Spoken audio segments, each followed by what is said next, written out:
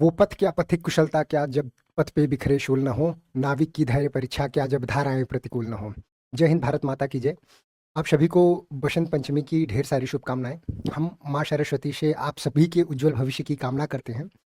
और आज जो हमारा ये टॉपिक है, जो कि ज्योग्राफी का लेक्चर नंबर 4 है, इसमें हम प्लेट विवर्तनिक के सिद्धांत को समझने के लिए उपस्थित हुए हैं। तो चलिए आज प्रारंभ करते हैं और देखते हैं प्लेट विवर्तनिक सिद्धांत। ये कुछ सामान्य सी सूचनाएं हैं जिसे आप एक बार ध्यान दे लेंगे। आगे बढ़ते हैं। तो जो आज हम इस वीडियो में पर्टिकुलरली कवर करने वाले हैं, वो हम महाद्वीपीय विस्थापन और पेंजिया जिसे कॉन्टिनेंटल ड्रिफ्ट थियरी बोलते हैं, और संवहन धारा सिद्धांत जिसे कन्वेक्शन करंट थियरी, और सागल नितल प्रसरण सिद्धांत जिसे सी फ्लोर स्प्रेडिंग थियरी, और इसके साथ ये चौथा जो है हमारा, ये 2 बार आ गया है, ये जो प्लेट टेक्टोनिक सिद्धांत। तो ये चारों सिद्धांतों के बारे में हम पढ़ेंगे। क्या इनकी अवधारणाएं थी, क्या इनके महत्व थे, और क्या अंतिम रूप से निष्कर्षतः किस अवधारणा को सबसे मान्य स्वरूप प्रदान किया गया। ठीक है, तो चलिए प्रारंभ करें। तो सबसे पहले अगर हम बात करें जो पहले अपने सिद्धांत की, तो वो महाद्वीपीय विस्थापन जिसे कॉन्टिनेंटल ड्रिफ्टिंग थियरी भी बोलते हैं। इसके प्रतिपादनकर्ता कौन थे? प्रपोज इसने किया था अल्फ्रेड वेगनर, अब 1912 में। अल्फ्रेड वेगनर भूवैज्ञानिक, जिन्होंने एक बार मतलब अगर इसके पीछे की कहानी बताएं, तो इन्होंने एक बार अंटार्कटिका गए घूमने, और जब वहाँ पे वो गए तो वहाँ पे वो कई सारे ऐसे जीवाश्म मिले जो कि वो नॉर्थ अमेरिका में भी अवेलेबल थे, साउथ अमेरिका में भी अवेलेबल थे, और अंटार्कटिका में भी अवेलेबल थे। तो ये वहाँ पे जब गए तो उन्हें लगा कि यार ये सेम, यहाँ पे तो अंटार्कटिका में तो एकदम बर्फ जमी है और यहाँ पे तो कोई रहता नहीं है, तो सेम जो जीव वहाँ पर मिला मिला हुआ उसका रेमिनेंट, मतलब उसका रेमिनेंट यानी कि उसका अवशेष, तो जो अवशेष साउथ अमेरिका में मिल रहा है वही यहाँ भी मिल रहा है अंटार्कटिका में। तो इन्होंने उसी आधार पर एक सिद्धांत दिया। उन्होंने ये सिद्धांत दिया कि आज से 255 मिलियन वर्ष पहले जो थी, लगभग 225 मिलियन वर्ष पहले, वो पृथ्वी एक सुपर कॉन्टिनेंट के रूप में, यानी कि एक जो महाद्वीप था, एक महाद्वीप था, उसका नाम था पेंजिया, और जो सुपर सी था, सुपर ओशन था, वो था हमारा पेंथलाशा। तो ये जो हमारा सुपर कॉन्टिनेंट था वो पेंजिया था, और जो सुपर ओशन था उसका नाम था पेंथलासा। ठीक। और जब कुछ समय बीतता है, 250 मिलियन ईयर समय, तो ये जो है 2 भागों में विभक्त हो जाते हैं, और इन 2 भागों में जब विभक्त होते हैं तो इनके बीच एक सागर आ जाता है, उसका नाम तैथिस सी, तैथिस सागर के नाम से पड़ जाता है। और जो ऊपर वाला भाग होता है उसको लॉरेशिया या अंगारा लैंड के नाम से जानते हैं। और जो उसके नीचे वाला भाग थे जहां से विभाजन हुआ, मतलब पेंजिया 2 भागों में टूटा, एक नॉर्थ की तरफ जा रहा है, एक साउथ की तरफ। तो जो साउथ की तरफ जा रहा है उसका नाम गोंडवाना लैंड था, और जो ऊपर जा रहा था उसका नाम अंगारा लैंड था, और इसको लॉरेशिया भी कहते हैं। ठीक, इसको याद रखिएगा, लॉरेशिया, रशिया, क्योंकि रशिया भी उधर ही है, तो लॉरेशिया। तो नॉर्थ साइड पे कौन सा था? लॉरेशिया, और साउथ में था गोंडवाना। ठीक। तो जब हम दो 150 मिलियन, और ये लगभग 100 मिलियन वर्ष पहले ये स्थिति थी। यानी कि अब क्या हो रहे थे, पहले तो 2 भागों में टूटा, अब 4 भागों में, यानी कि अब जो अफ्रीका से ये वाला जो नीचे वाला था गोंडवाना, गोंडवाना से south America, Africa, India, Australia और अंटार्कटिका, यानी कि ये सब गोंडवाना लैंड के भाग थे।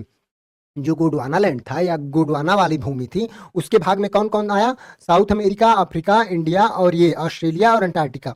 ये लोग विभक्त होने लगे, मतलब कि अब जो गोंडवाना लैंड है उस वो भी टूटने लगा, और ऊपर जो हमारा अंगारा लैंड था या जिसे हम लॉरेशिया कहते हैं, वो एशिया, यूरोप और नॉर्थ अमेरिका में टूटने लगा। तो एशिया, यूरोप और नॉर्थ अमेरिका किसके भाग हैं? लॉरेशिया के।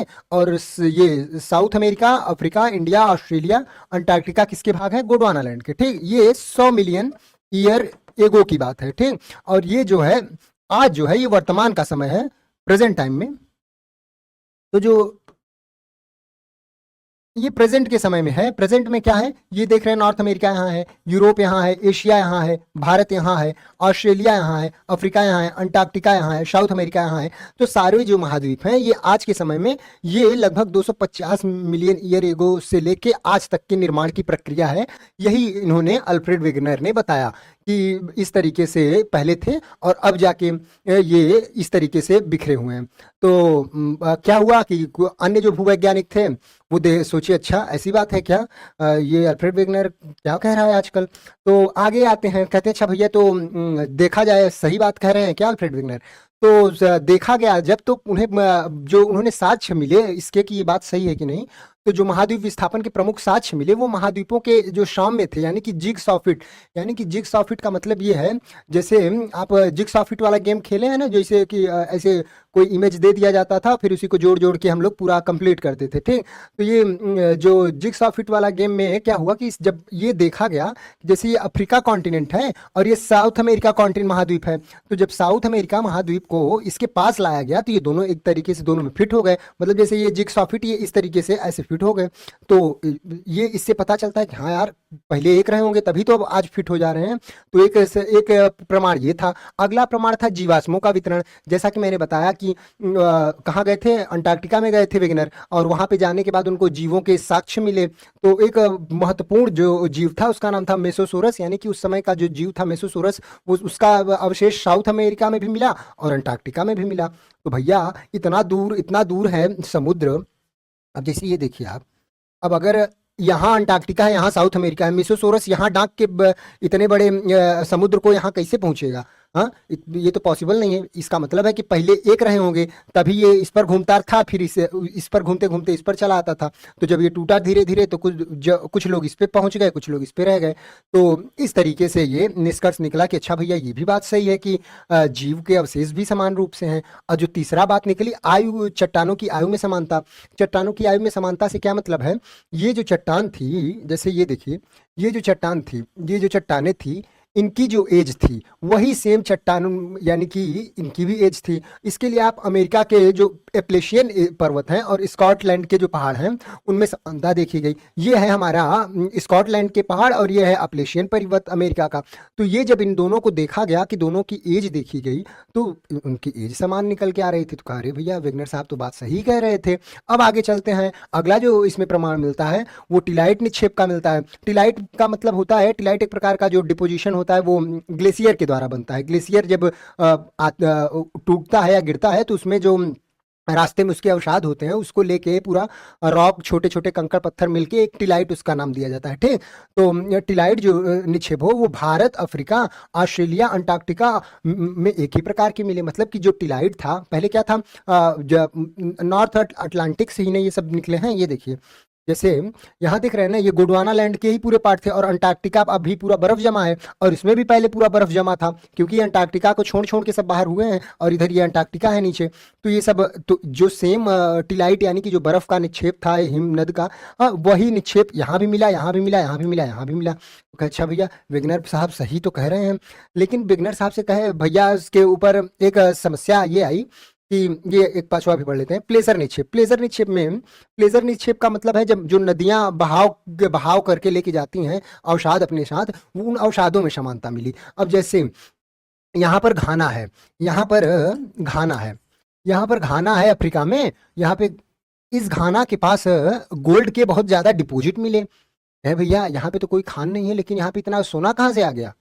तो पता चला कि ये ब्राजील में सोने की खान है और इस ब्राजील पहले इसी के साथ जुड़ा था और जो नदी बह के जाती थी उस नदी की वजह से यहाँ पे बह बह के सोना इकट्ठा हुआ है घाना में, और ये भविष्य में टूट गया तो यहाँ पे डिपोजिशन मतलब कि पड़ा रह गया। तो आज यहाँ पे घाना में सोना मिलता है, लेकिन इसमें यहाँ खान नहीं मिलती है। तो कहे अच्छा भैया, ये भी बात सही कहे। तो ये इतने साक्ष्य थे जो बताए कि क्या नाम है कि विगनर चाचा बढ़िया बात कह रहे थे, सही बात कह रहे थे। अब आगे चलते हैं। अब जब ये सारी बातें हो गई तो ये पूछा गया कि भैया विगनर ये बताइए कि ऐसा क्या हुआ कि ये लोग दूर जाने लगे? कौन सा ऐसा बल था इनके पीछे कार्यरत जो कि इनको दूर ले जा रहा था? तो विगनर साहब आए बाएं करने लगे, उनको पता ही नहीं, समझ में ही नहीं आ रहा था भैया जा कह रहे हैं। तो फिर कहते हैं वो ज्वारी बल। ज्वारी बल होता है टाइडल फोर्स, तो मतलब जो ज्वार भाटा आते हैं उसी ज्वार भाटा की वजह से ये इतने बड़े बड़े कॉन्टिनेंट बह बह के दूर हो गए। है भैया, अगर इतने बड़े कॉन्टिनेंट ज्वारी बल से दूर होने लगेंगे तो ज्वारी बल आता कैसे? सूर्य और चंद्रमा के वो गुरुत्वाकर्षण से। तो उससे तो इससे अच्छा पूरी पृथ्वी ही खींची जाती। सूर्य और चंद्रमा का इतना बड़ा गुरुत्वाकर्षण होता कि पूरा कॉन्टिनेंट हिला के रख दे रही है, ठीक। तो ये इनका बल खारिज हो गया कि ना ना, कुछ समझ में कुछ तार्किक बात नहीं लग रही है। तो जो अगले ही बात उन्होंने बताया, एक वो कहा उत्प्लावक बल। उत्प्लावक बल बताया कि मतलब बाइंड फोर्स, बाइंड फोर्स मतलब कि पानी ज़्यादा है और कॉन्टिनेंट कम है, तो पानी के ज़्यादा होने की वजह से ये कॉन्टिनेंट उस पर क्या हो रहा है, बायंट फोर्स लग रहा है, उसकी वजह से ये क्या हो रहा है कि एक स्थान से दूसरे स्थान पर मूव। ये भी बात नहीं हजम हुई भैया, कहे भैया ये कुछ समझ में नहीं आ रहा है। तो फिर आगे सिद्धांत आता है कन्वेक्शन करंट का। तो जो संवहन धारा सिद्धांत आता है जिसे हम कन्वेक्शन करंट, आर्थर होम्स ने 1930 में इसको प्रतिपादित किया। ठीक, इस सिद्धांत ने जो वेगनर जी ने अभी वो सिद्धांत दिया कि ये जो बल बताया था, अब बल पचा नहीं था, किसी को समझ में नहीं आया भाई ये क्या बात कर रहे हैं आई भाई, तो फिर ये बल संबंधी कमी को दूर कर दिया इस सिद्धांत ने, यानी कि संवहन धारा सिद्धांत ने ये प्रूव किया कि ये जो प्लेट हैं, जो बड़े बड़े महाद्वीप हैं, वो कैसे एक स्थान से दूसरे स्थान गए। ठीक, तो अब बल कौन से थे वो समझने की जरूरत है। तो उन्होंने कन्वेक्शन करंट का सिद्धांत बताया, कन्वेक्शन करंट बताया कि जो पृथ्वी का मेंटल है, मेंटल वाले भाग में कन्वेक्शन करंट चल रहा है। कन्वेक्शन करंट क्या है भैया, देखिए आप कन्वेक्शन करंट को ऐसे समझिए, जब आपको कभी भगोना में, घर में भगोना में जब पानी गर्म करने को रखते हैं तो क्या होता है कि ऐसे बुलबुला उसमें से ऐसे ऊपर ऊपर उठता है, ऊपर की ओर गति करने लगता है। ऐसे ये भगोना हो गया, जब ये ऐसे नीचे हम जब आग जलाते हैं बर्नर पर, तो जब ये आग जलाते हैं हम यहाँ से बर्नर पे, तो क्या होता है कि ये जो छोटे छोटे ये बुलबुले ऊपर की ओर आने लगते हैं। ठीक, ऊपर के क्यों, क्योंकि यहाँ पे टेम्परेचर क्या है, कम है ऊपर, और नीचे टेम्परेचर क्या है, बढ़ रहा है, क्योंकि यहाँ डायरेक्ट कांटेक्ट में है। तो जब यहाँ के पानी गर्म होते हैं तो ऊपर उठ जाता है। तो ऐसे ही सेम है, आउटर कोर हमारा पिघला अवस्था में है, घुलित अवस्था में, और ये गर्म करता रहता है मेंटल के इस वाले भाग को, तो जब ये गर्म होता है तो यहाँ टेम्परेचर डिफरेंस क्रिएट होता है। तो ये वाला कम टेम्परेचर होता है, और यहाँ का टेम्परेचर, जब ये आउटर कोर पिघला हुआ है तो इसको लगातार गर्म करता रहता है, यहाँ पे कम।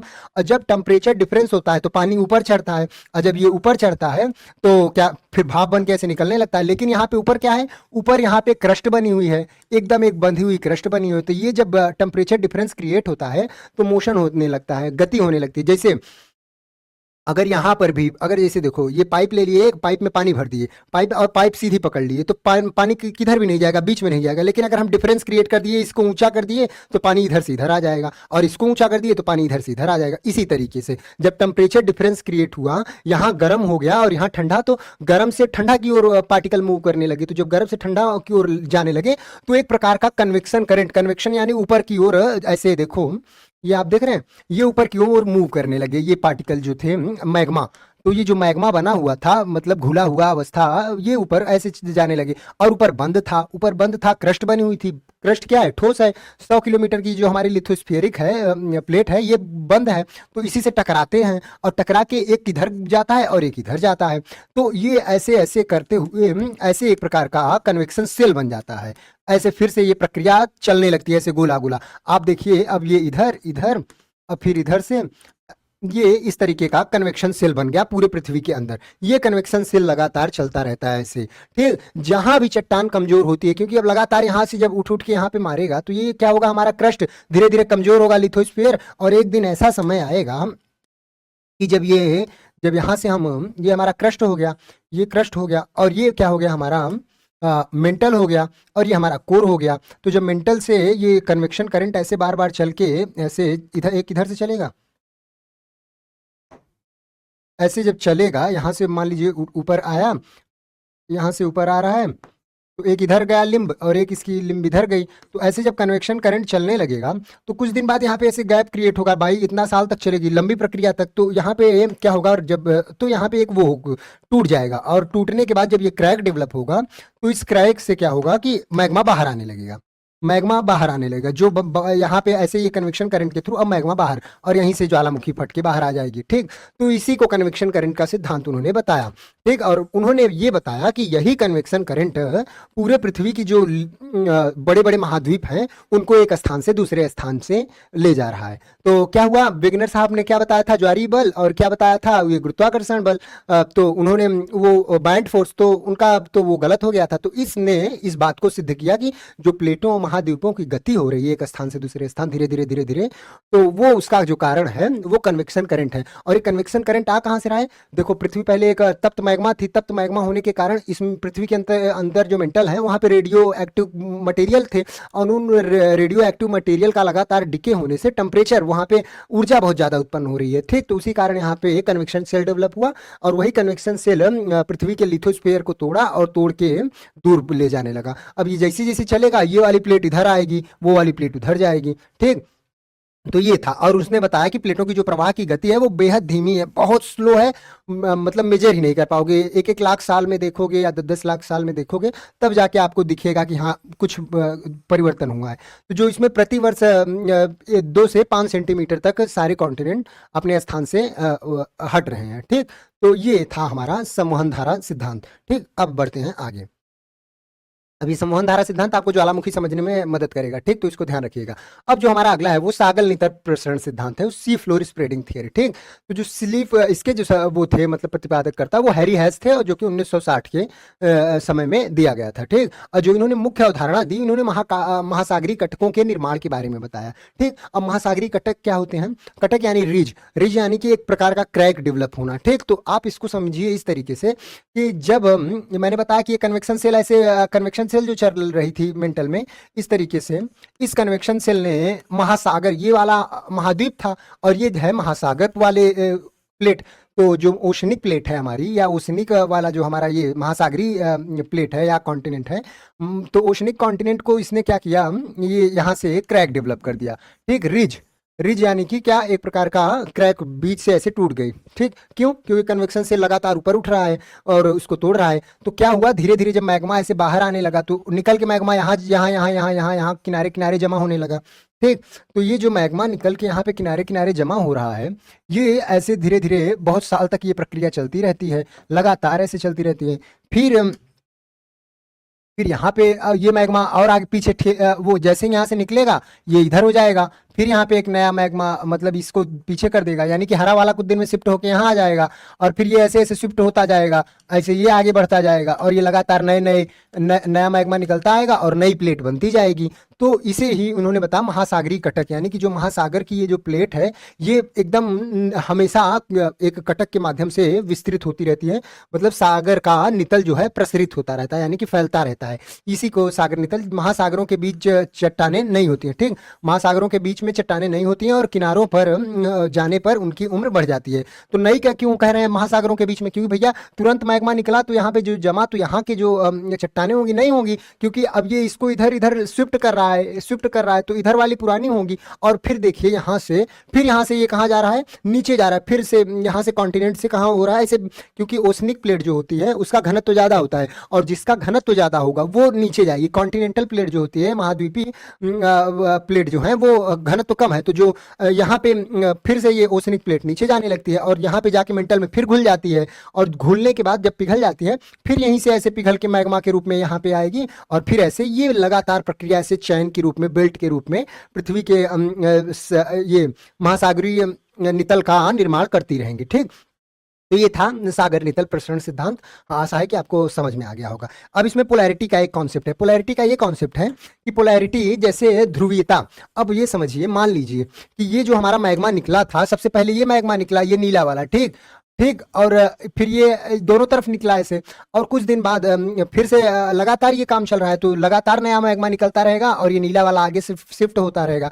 तो फिर ये इधर आ गया, तो ये वाला जो पहले निकला था, तो इसमें मानो यहाँ की जो पोलैरिटी थी, मतलब जब ये निकला था और उस समय जो चुंबक की ध्रुवीयता थी, चुंबक का दिशा था, सेम जो इसकी ध्रुवीयता थी वही इसकी ध्रुवीयता थी, जो इसकी ध्रुवीयता थी वही इसकी ध्रुवीयता थी, यानी कि दोनों एक समय पर निकले रहे होंगे, तभी तो समान ध्रुवीयता है। तो यही ध्रुवीयता का मतलब कि दोनों तरफ जो हमारी ये इसके महाद्वीपीय इसके समुद्र के नितल के भाग थे, उनकी ध्रुवीयता समान थी। तो आपको ये समझ में हो गया होगा। तो यहाँ का और यहाँ का ध्रुवीयता समान मिल रहा था, यहाँ का ध्रुवीयता समान मिल रहा था। क्यों? क्योंकि ऐसे नीचे से निकल के आ रहा है, दोनों तरफ ऐसे फैल ऐसे चैन की तरह चल रहा है। यहाँ मेंटल में आ गया, यहाँ मैं फिर से पिघल गया, फिर यहाँ से कन्वेक्शन पिघलने के बाद कन्वेक्शन करंट के रूप में ऊपर आया, फिर ऐसे पृथ्वी से बाहर निकला और ऐसे फिर से फैला, फिर ऐसे फैलने के बाद फिर यहाँ नीचे दब गया। यहाँ कॉन्टिनेंट्स ये देख रहे हैं, ये ऐसे नीचे जा रहा है, ऐसे नीचे जाएगा, फिर यहाँ पिघल जाएगा, फिर ऐसे जाएगा, फिर ऐसे आएगा, फिर ऐसे, फिर ऐसे, और ये प्रक्रिया लगातार चलती रहेगी। ठीक, हमेशा चलती रहेगी ऐसे पूरे पृथ्वी में। चलिए आगे बढ़ते हैं। अब देखिए जो अगला हमारा है सिद्धांत, वो है प्लेट टेक्टोनिक सिद्धांत, जिसे हम प्लेट विवर्तनिक सिद्धांत कहते हैं। ठीक, मैकेंजी, पार्कर और मॉर्गन 1967 में इसका प्रतिपादन किए। मैकेंजी हॉल्ट, मैकेंजी, पार्कर और मॉर्गन, ये इसके प्रतिपादनकर्ता थे। और जो इन्होंने मुख्य अवधारणा दी, उन्होंने बताया कि जो ये पृथ्वी का स्थल मंडल है, लिथोस्फीयर है, ये कई कठोर खंडों में बांटा, इन्होंने बांटा और उसे उसका नाम दिया प्लेट। ठीक, जो अर्ध तरल स्थेनोस्फीयर, अर्ध तरल यानी कि जो स्थेनोस्फीयर में हमने कल वाले वीडियो में बताया था आपको, जो कि सेमी डक्टाइल होता है, सेमी डक्टाइल होता है और वो उसी पर क्या होता है, तैरती हैं। तो ये जो हमारा लिथोस्फीयर है, स्थल मंडल, ये इसी स्थेनोस्फीयर पर क्या कर रहा है, तैर रहा है। ठीक, तैर रहा है। ठीक, जो इन्होंने बताया प्लेटों को, तो उन्होंने 7 बड़ी प्लेटों को बताया और कुछ गौण प्लेटें जो कि छोटी प्लेटें उनको बताया। ठीक, तो ये जो 7 बड़ी प्लेटें थी, इसमें से एक प्रशांत प्लेट थी, यूरेशियन प्लेट, उत्तरी अमेरिका प्लेट, दक्षिणी America plate, African plate, Indo Australian plate और अंटार्कटिक प्लेट। इन प्लेटों के बारे में उन्होंने बताया और कुछ छोटी प्लेटों के बारे में बताया। ठीक, और इन्होंने बताया कि प्लेटों की जो गति है वो 2.5 से 5 सेंटीमीटर प्रतिवर्ष हो रही है। यानी कि जो जो बड़ी बड़ी ये प्लेटें हैं, इनकी गति ये प्रतिवर्ष 2.5 से 5 सेंटीमीटर अपने स्थान को छोड़ के आगे पीछे कर रही हैं। तो ये इस तरीके से प्लेटों को विभाजित किया। अब आपको आगे दिखा देते हैं प्लेट और याद करा देते हैं। पूछता है कि निम्नलिखित में से बड़ी प्लेटों को पहचानिए, तो इस तरीके से प्रश्न पूछेंगे। ठीक, तो 7 जो बड़ी प्लेटें थी, तो सबसे पहले हमारी एक प्लेट देखिए, प्रशांत प्लेट। तो ये जो हमारी है, जो सबसे बड़ी प्लेट है, ये प्रशांत प्लेट है। ठीक, ये पैसिफिक प्लेट है। ठीक, और उसके बाद क्या है हमारा, यूरेशियन प्लेट। यूरेशियन प्लेट में हमारा कौन सा आ जाता है, जहाँ पे ये पूरा यूरोप और रशिया बसा हुआ है, तो ये हमारी यूरेशियन प्लेट आ जाए। ठीक, यूरेशियन प्लेट के बाद ये भी पैसिफिक प्लेट का हिस्सा है। ठीक, ये पैसिफिक प्लेट का हिस्सा है, ध्यान रखिएगा। ये वाला, ये गोला सा इधर से घुमा देंगे इसे तो ये पीछे चला जाएगा। ठीक, ये यूरेशियन प्लेट हो गई। अब हमारा यूरेशियन हो गया। अब उत्तरी अमेरिका, उत्तरी अमेरिका का ये प्लेट हो गया पूरा, ये उत्तरी अमेरिका प्लेट हो गई। ठीक, और उसके बाद हमारा दक्षिणी अमेरिका, ये साउथ अमेरिकन प्लेट हो गया, ये हमारी साउथ अमेरिकन प्लेट हो गई। फिर हमारा हो गया अफ्रीकन प्लेट, ये हमारा अफ्रीका का प्लेट हो गया, ये हमारा अफ्रीका का प्लेट हो गया।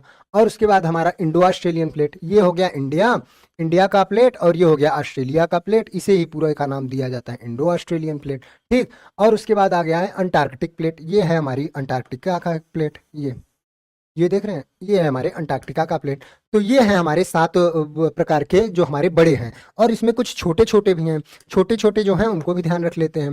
ठीक, ये है जो हमारा ये प्लेट जो है हमारा यहाँ पे एक, यहाँ पे बहुत, इसका नाम है जॉन डी फूका प्लेट। ठीक, जॉन डी फूका प्लेट, और ये बहुत ही एक्टिव है, जिससे कि लगभग नॉर्थ अमेरिका के इस वाले भाग में, पश्चिम वाले भाग में भूकंप का कारण बनता है।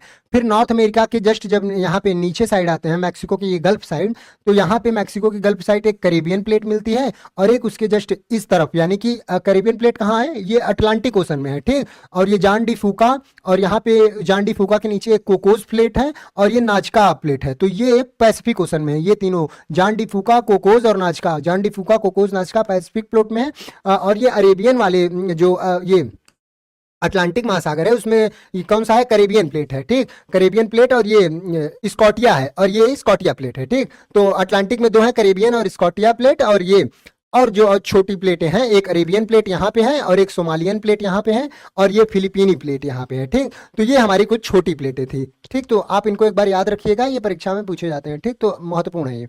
अब चलते हैं आगे। अब जो प्लेट टेक्टोनिक सिद्धांत के बारे में उन्होंने जब बताया, तो उन्होंने 3 प्रकार की सीमाओं को बताया। सीमा का मतलब वो सीमा नहीं, मतलब सीमा मतलब कि बाउंड्री, बाउंड्री के बारे में बताया। तो उन्होंने बताया, एक है तो डाइवर्जेंट बाउंड्री बन रही है, एक कन्वर्जेंट यानी कि अभिसरण सीमा, और एक बन रही है रूपांतरित सीमा। तो तीनों को समझते हैं, क्या था भैया ये सीमा कौन थी।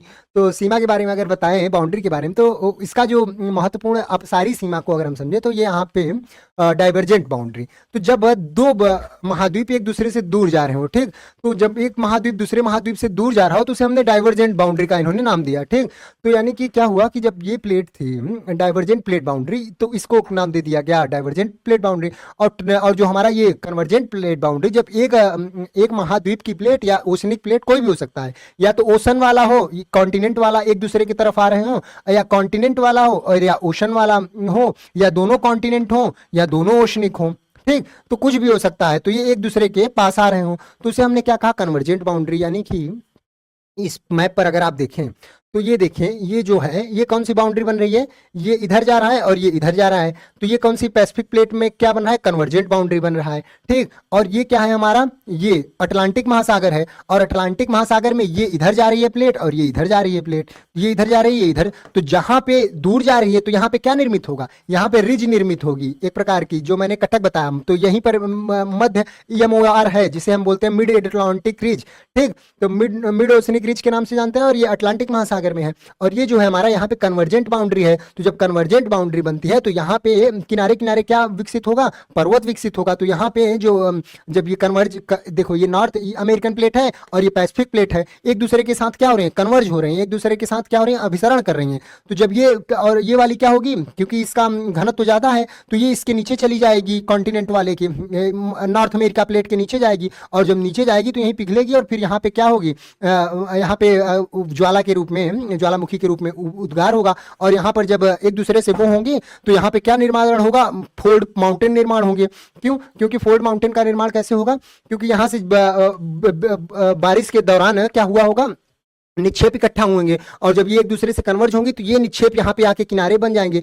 तो यहाँ पे फोल्ड माउंटेन, और साथ में फोल्ड माउंटेन के साथ साथ क्या विकसित होगा, तो यहाँ पर हमारे ज्वालामुखी विकसित होंगे, ठीक। तो एंडीज और रॉकीज जो हमारे माउंटेन है इसी के किनारे बने हैं, क्यों, इसी कारण, क्योंकि यहाँ पे बाउंड्रीज कन्वर्ज हो रही थी, ठीक। तो यहाँ पे फोल्ड माउंटेन और यहाँ पे साथ में वोल्केनो दोनों चीजें पाई जाएंगी, और अर्थक्वेक तो पाया ही जाएगा। तो ये आपको समझ में आया होगा। रूपांतरित सीमा क्या है, रूपांतरित सीमा ये है कि जब एक दूसरे के आगे पीछे हों, यानी कि समानांतर गति करे, सामने आमने नहीं, तो ये हमें इसको रूपांतरित सीमा। और ये सबसे ज्यादा खतरनाक भूकंप आते हैं, क्योंकि यहाँ पे जो सेंटर होता है वो बड़ा सैलो होता है, तो जितना सैलो सेंटर होगा अर्थक्वेक का, उतना ज्यादा डिवास्टेटिंग हमारा अर्थक्वेक होगा, ठीक। तो ये रहा हमारा पूरा प्लेट टेक्टोनिक का सिद्धांत, ठीक। तो ये प्लेट टेक्टोनिक का सिद्धांत बताने का यही वो था कि जिससे कि आपको पूरा आगे की भूमिका समझ में आए, जैसे कि किस तरीके से ये हमारे पूरे महाद्वीपों का निर्माण हुआ, जो आज हम वर्तमान में देखते हैं। अब हम थोड़ा सा भारतीय प्लेट के बारे में देख लेते हैं कि भारतीय प्लेट, तो हमने बताया जैसे कि वो किसका पार्ट था, भारतीय प्लेट गोंडवाना लैंड का पार्ट था, और गोंडवाना लैंड के पार्ट में से जब वो अलग होके जब इधर आ 14 करोड़ वर्ष जो पूर्व उप महाद्वीप सुदूर दक्षिण में लगभग 50 डिग्री दक्षिण अक्षांश पर, अक्षांश देशांतर पढ़ा है, तो जो साउथ का 50 डिग्री है वहां से अक्षांश पर स्थित था, और दोनों प्लेटों को टेथिस सागर के द्वारा अलग बताया कि दोनों प्लेट कहाँ किस सागर से अलग हुई, टेथिस सी। तो ऊपर का एशिया का प्लेट, नीचे इंडियन प्लेट थी, तो उसके बीच में टेथिस सी था। और फिर क्या हुआ, भारतीय प्लेट जैसे ही एशिया प्लेट की ओर खिसकना, जो लावा प्रवाह हुआ उसे दक्कन ट्रैप का, तो जो रीयूनियन यहाँ पे जब गुजर रहा था यहाँ से प्लेट, तो यहाँ पर एक ज्वालामुखी थी, उसका नाम था रीयूनियन ज्वालामुखी, ठीक। रीयूनियन ज्वालामुखी से जब ये गुजरा तो यहीं पे इसका उद्गार हुआ, और इसी के कारण हमारे दक्कन ट्रैप का, यानी कि ये दक्कन के पठार का निर्माण हुआ, ठीक, जो कि आज की बहुत ही खनिज पदार्थों से युक्त है, क्योंकि ज्वालामुखी से ही सबसे ज्यादा खनिज पदार्थों की व्युत्पत्ति आप निकलते हैं। तो इसी से जब गुजरा तो यहाँ पे रीयूनियन आइलैंड से ज्वालामुखी, इसी से हमारे दक्कन पठार का निर्माण, और आके कुछ साल में यहाँ पर क्या हुआ, 4 से 5 करोड़ वर्ष पूर्व भारत एशिया से टक्कर हुई, जिसके परिणाम स्वरूप हिमालय पर्वत का उद्भव हुआ, ठीक। 4 करोड़ वर्ष पूर्व जिस हिमालय की उत्पत्ति प्रारंभ हुई वह आज भी चल रही है, क्योंकि हिमालय पर्वत की ऊंचाई में निरंतर वृद्धि दर्ज की जा रही है। तो वर्तमान समय में भी हिमालय की ऊंचाई में वृद्धि हो रही है। क्यों, क्योंकि ये जो इंडियन प्लेट है वो किधर जा रही है, यूरेशियन प्लेट, यानी कि एशियन प्लेट से जो यूरेशियन प्लेट है, यहाँ पे यूरेशिया वाली ये प्लेट है, इस यूरेशिया वाली प्लेट से आके टक्कर हुआ। जब दो महाद्वीप, ये क्या है, ये कन्वर्ज बाउंड्री है, यानी कि क्या है, अभिसारी सीमा है। अभिसारी सीमा में क्या हुए, दो, एक ओशनिक, ये कौन सी प्लेट थी, ये भी कॉन्टिनेंटल यानी महाद्वीपीय प्लेट थी, और ये यूरेशियन प्लेट, ये भी महाद्वीपीय। तो दोनों जब सामने सामने आए, और बीच में टेथिस सागर था, और टेथिस सागर के बीच में क्या थे, सागर में पूरा निक्षेप रहा होगा, तो उस निक्षेप को ऐसे दोनों जब ये इधर से लेके आई और पूरा इसमें क्या हुआ, यूरेशियन प्लेट में टकराई, तो ये पूरा निक्षेप ऊपर उठ गया। तो इसीलिए यहाँ पे ज्वालामुखी नहीं पाया जाता। क्यों, क्योंकि अगर ओशनिक प्लेट होती तो नीचे चली जाती, लेकिन दोनों क्या है, इसका भी घनत्व तो समान है, इसका भी घनत्व तो समान है, तो दोनों टकरा के ऐसे उठ गए, ऐसे ऊपर हो गए, तो हिमालय बन गया पूरा। क्योंकि प्लेट वही नीचे जाएगी जिसका घनत्व तो ज्यादा होगा, जिसका घनत्व तो कम होगा वो ऊपर ही रह जाएगी। तो जो कॉन्टिनेंट होता है उसका घनत्व तो कम होता है, और जो ओशन वाला प्लेट होता है, ओशनिक प्लेट, उसका घनत्व तो ज्यादा होता है। तो हमेशा जब ओशन और कॉन्टिनेंट जब टकराएंगे, आमने सामने आएंगे, तो ओशन वाला नीचे चला जाएगा और कॉन्टिनेंट वाला ऊपर। लेकिन यहाँ पे कौन सा है, यहाँ पे ये भी कॉन्टिनेंट वाला था और इंडियन भी कॉन्टिनेंट वाला था, यानी कि दोनों कॉन्टिनेंटल प्लेट थे। तो इससे टकराने के बाद दोनों ऊपर उठ गए, ठीक। तो यहीं पर निर्मित क्या हो गया, यहीं पर हमारा निर्मित हो गया हिमालय पर्वत, ठीक। जब यहाँ पे टकराई, और आज भी हिमालय पर्वत निरंतर अपनी वृद्धि में है। ठीक, तो आशा करते हैं ये आपको पूरा सारी चीजें समझ में आई होंगी, और जो मूल उद्देश्य था यही था कि भारत माता की यहाँ से आपको पता चल गया कि किस तरीके से भारत माता की उत्पत्ति हुई। तो ये भारत माता का हैप्पी बर्थडे हो गया आज। कल हम अगले टॉपिक पर चलेंगे, इसके आगे के टॉपिक में, जिसमें हम ज्वालामुखी के बारे में, ज्वालामुखी उद्गार के बारे में, उसके लावा के बारे में, एसिडिक बेसिक लावा और किस तरीके का रॉक साइकिल होती है, उन सब के बारे में आगे के टॉपिक में चर्चा करेंगे। ठीक है, आज की वीडियो में इतना ही, मिलते हैं नई वीडियो में, तब तक के लिए धन्यवाद। जय हिंद, भारत माता की जय।